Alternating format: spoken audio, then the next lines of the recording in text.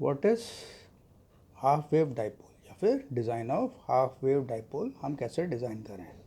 Half wave is lambda by two because full wave is lambda. Dipole means two poles that is plus and minus.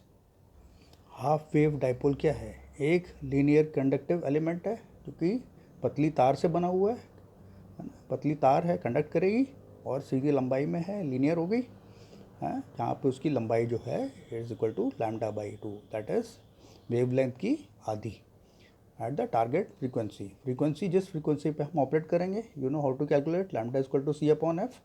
तो उससे हम जो है lambda की value calculate करेंगे. We'll get the value and divided by two that is the length of the antenna.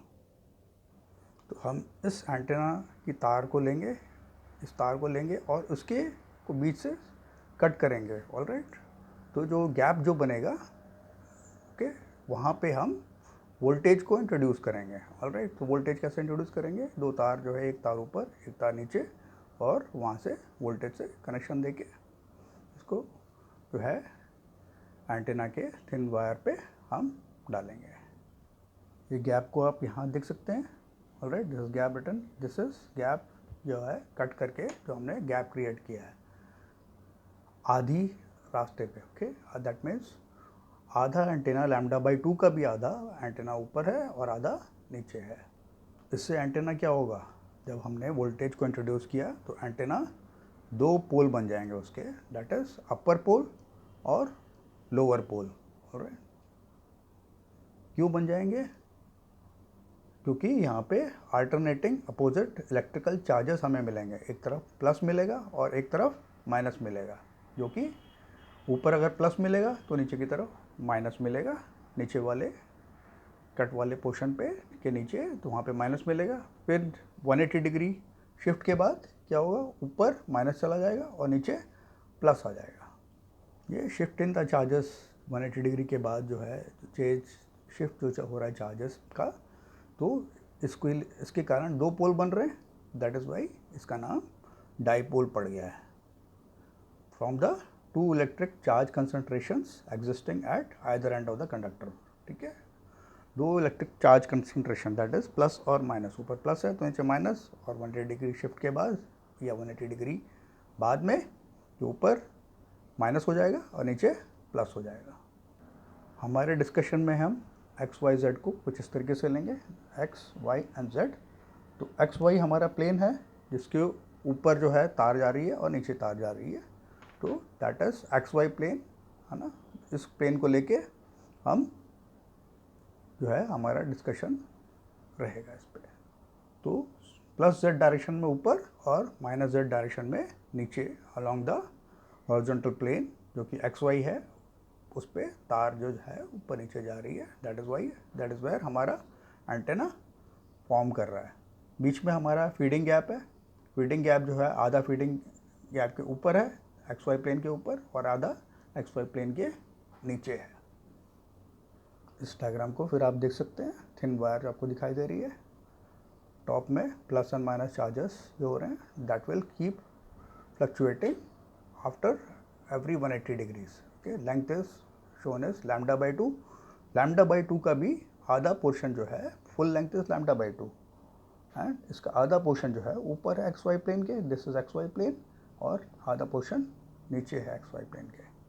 ठीक है. ये हाफ वेव डाइपोल एंटेना जो है इस एक typically narrow band antenna. That means कि बैंड विड्थ जो है बहुत कम है. तो हम क्या करना चाहते हैं? हम बैंड विड्थ को हम ऑपरेटिंग बैंड विड्थ को हम इंक्रीज़ करना चाहते हैं. ठीक है. तो इंक्रीज़ करने के लिए क्या करना चाहते हैं हम? ये इंक्रीज़ तभी पॉसिबल होगा जब उस पतले तार की रेडियस जो है उसको चौड़ा कर दिया जाए by increasing the radius of antenna. ठीक है. ये एक तरीका है बैंडविड्थ को बढ़ाने का. आप इस डायग्राम को देख सकते हैं. तो दीज आर रफ डायग्राम्स जो हमें इस तार की मोटाई को अगर बढ़ाएंगे तो उसके कारण दो मुश्किलें आने वाली हैं. ठीक है. दैट इज दो सिग्निफिकेंट ट्रेड ऑफ आने वाले हैं. जैसे हम तार की मोटाई को बढ़ाएंगे, ठीक है, तो हम उन दोनों ट्रेड ऑफ्स को देख लेते हैं. जैसे हम तार की मोटाई को बढ़ाएंगे तो हमारे लिए मुश्किल हो जाएगा उसके को एफिशिएंटली फीड करना, एंटेना को फीड करना मुश्किल हो जाएगा, ठीक है।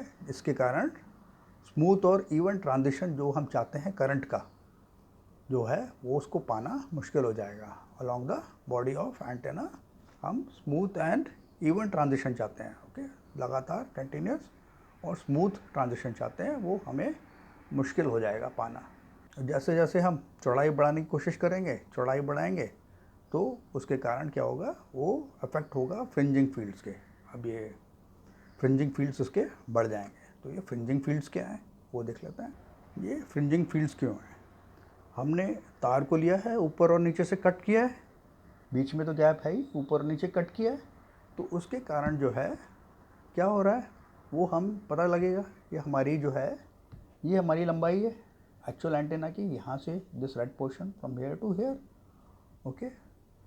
तो इस लंबाई के कारण क्या हो रहा है और कट के कारण क्या हो रहा है, जो एब्रप्ट ट्रंकेशन किया है हमने, ऊपर से और नीचे से इसको काटा हुआ है लंबाई को बराबर रखने के लिए, तो उसके कारण क्या हो रहा है, इस एब्रप्ट मतलब जो है सडनली जो कट हो रहा है, तो उसके कारण जो करंट पाथ, जो करंट जो जा रहा है ऊपर की तरफ, ऊपर और नीचे जो जाएगा करंट, तो क्या करेगा, ऊपर जब जाएगा, ऊपर जाके कंसंट्रेशन करंट की बढ़ जाएगी एकदम, और जब फिर अगेन वो नीचे की तरफ आएगा, नीचे की तरफ आएगा, फिर अगेन इसकी कंसंट्रेशन जो है बढ़ जाएगी। तो उससे क्या होगा, इलेक्ट्रिक फील्ड डेंसिटी वहाँ पे बढ़ जाएगी, हायर चार्ज कंसंट्रेशन भी बढ़ जाएगा, कंसंट्रेशन उसके कारण ही इलेक्ट्रिक फील्ड डेंसिटी बढ़ जाएगी on those abrupt ends, okay, जहाँ पे ट्रंकेट कर दिया है तार को। तो आधी साइकिल में करंट जो ऊपर जा रहा है और नीचे जा रहा है, बट उसके पास कोई आगे जाने का कोई रास्ता नहीं है, बाहर निकलने का कोई रास्ता नहीं है, जब तक कि साइकिल जो है चेंज नहीं हो जाती। वो फिर साइकिल चेंज होती है तो ऊपर से again it start slowing down